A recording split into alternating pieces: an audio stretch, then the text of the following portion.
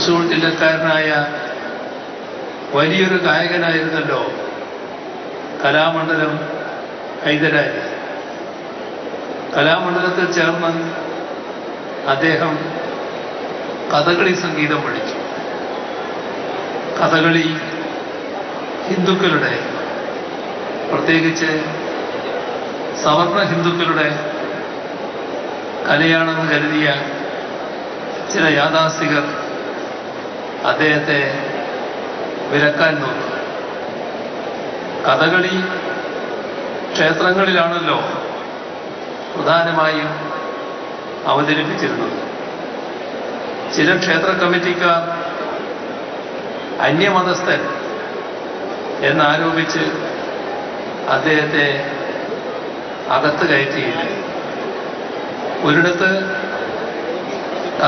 കഥകളി നടന്മാർ മതിലിനകത്ത് സ്റ്റേജിൽ ആടുമ്പോൾ പാട്ടുകാരനായ ഹൈദരലിക്കായി മതിലിൻ്റെ ഒരു ഭാഗം പൊളിച്ച് മതിലിന് പുറത്തായി ഹൈദരാലിക്ക് നിന്ന് പാടാൻ പ്രത്യേകം ഇടമൊരുക്കുകയുണ്ടായി.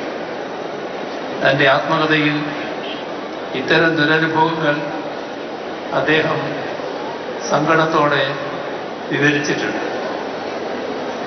ദൈവത്തിൻ്റെ പാട്ടുകളാണ് കഥകളി പദങ്ങളായി അദ്ദേഹം പാടിയിരുന്നത്. അദ്ദേഹം നല്ല ഭക്തനുമായിരുന്നു. തൻ്റേതല്ലാത്ത കാരണത്താൽ മറ്റൊരു മതത്തിൽ പിറന്നുപോയതിൻ്റെ പേരിൽ അപമാനിതനാകുന്നത് ഒരു ജനാധിപത്യ സമൂഹത്തിൽ അംഗീകരിക്കാൻ കഴിയില്ല.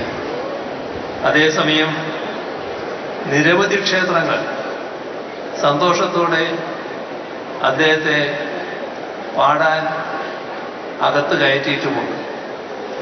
കാശി വിശ്വനാഥ ക്ഷേത്രത്തിൻ്റെ അകത്തിരുന്ന് ഉസ്താദ് ബിസ്മില്ലാ ഖാൻ ഷഹനായി വായിച്ചിരുന്ന കാര്യം ഹൈദരാലി എടുത്തു പറഞ്ഞത്.